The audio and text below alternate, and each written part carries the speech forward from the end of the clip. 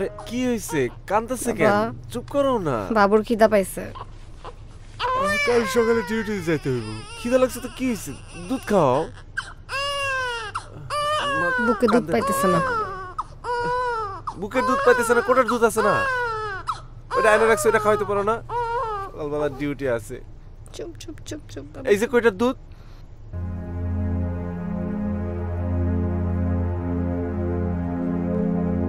কি চুপ কেন বাচ্চাটা কাঁদতে কাঁদতে খিদায় মরতেছে কিন্তু আমার কাছে না ওর খাবার আছে না তোমার কাছে ডিউটিতে ছিলাম দুধ কেনার সময় পাইনি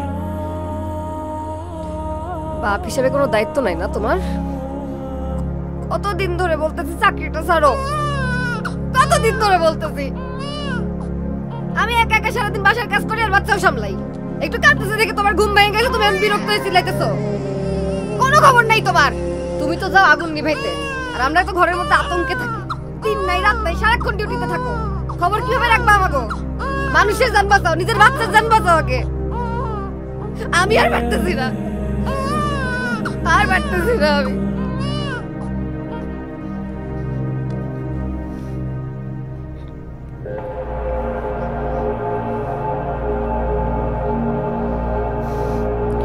তোমার দোহাই লাগে তুমি একটা 9টা 5টা চাকরি খুঁজো আমার একটা স্বাভাবিক জীবন দরকার এরকম আতঙ্কের জীবন আমি চাই না দরকার নাই আমার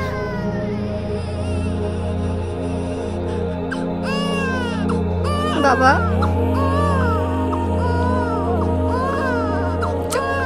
চুপ বাবা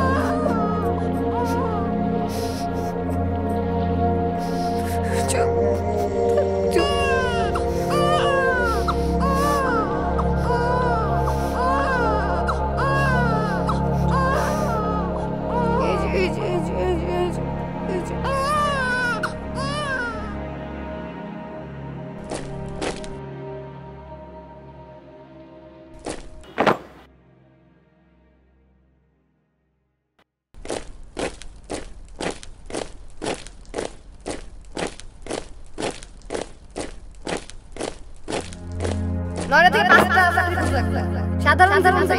স্যার আরে এটা পরে কাজটা করে আসো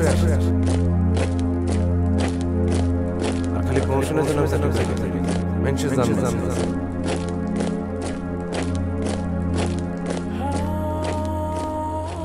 বাচ্চাটা কাঁদতে কাঁদতে খিদায় মরতেছে কিন্তু আমার কাছে ওর খাবার আছে না তোমার কাছে মেনশন আছে নিজের আর আমরা বাসে মেনশন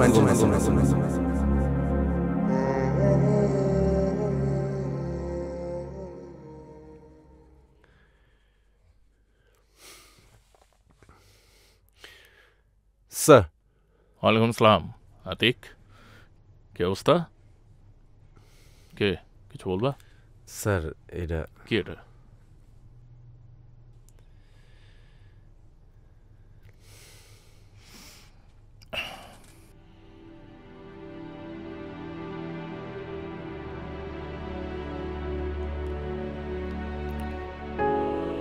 রিজাইন লেটার তুমি এই চাকরিটা ছেড়ে দিতে চাও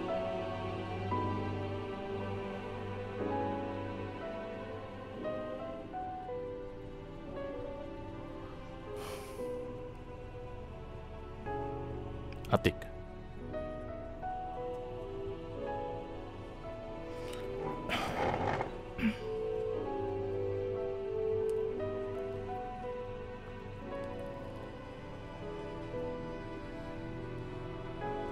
তুমি কতটা পোটেনশিয়াল কতটা দক্ষ কতটা নিষ্ঠাবান সেটা কি তুমি জানো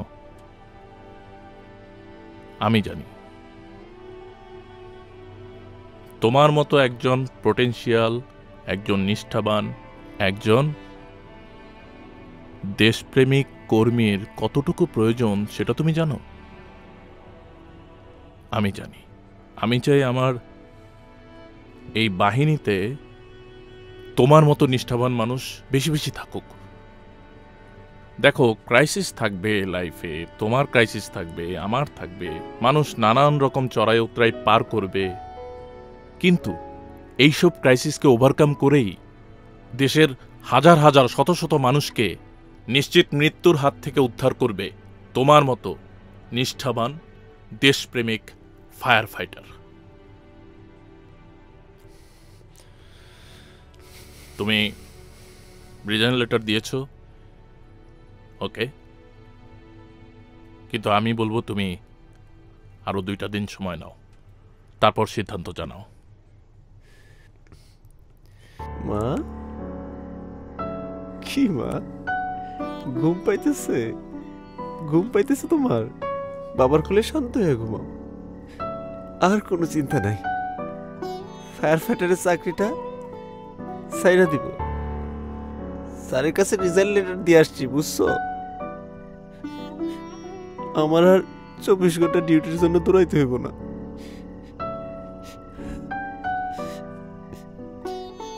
কারো জীবন বাঁচাইতে হবে না। 9টা 5টা জব নিব, আর তোমাদের সাথে থাকবো, তোমার যত্ন নিব, তোমার মায়ের যত্ন নিব। ঠিক আছে মা? তুমি ঘুমাও, শান্ত হয়ে ঘুমাও। আমি আর 24 ঘন্টা ডিউটি করবো না ইউনিফর্ম পরে। ঠিক আছে মা? বাবার কোলে ঘুমাও। এখন থেকে শুধু নিজেদের যত্ন নিব।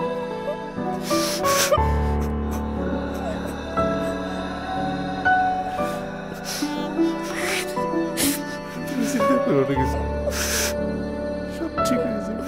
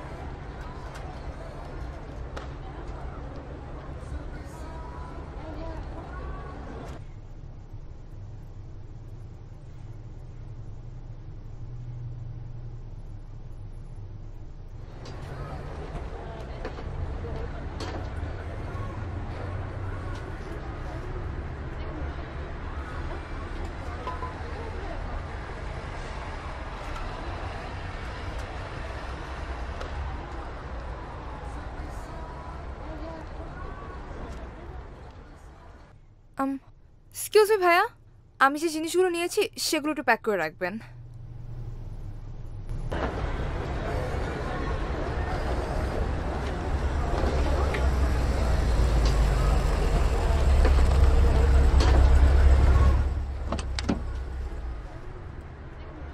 Excuse me, hello, excuse me, শুনছেন? আমারে ডাকছেন? জি, আপনাকে ডাকছিলাম। আপনি ফায়ার ফাইটার না? জি হ্যাঁ, আপনিই তো সেদিন আমার জীবন বাঁচিয়েছিলেন। আসলে সেদিন এত ঝামেলার মাঝখানে না আপনাকে থ্যাঙ্কস জানানোর সুযোগ হয়নি। আর হসপিটাল থেকে রিলিজ পাওয়ার পর আমি আপনাকে অনেক খোঁজার চেষ্টা করেছি, কিন্তু আপনার নাম জানি না, কিছুই জানি না দেখে ট্রেস করতে পারিনি। আপনার নামটা? আতিক, নাম আতিক। আচ্ছা, আমি জারা মুমতাসিম।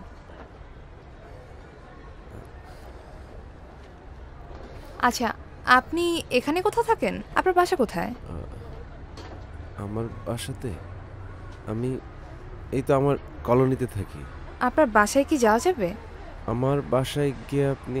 না, মানে যে মানুষটা আমার জীবন বাঁচালো তার বাসায় কে আছে, ফ্যামিলি, এটাই দেখতে চাচ্ছিলাম, তেমন কিছুই না। একটু দাঁড়ান।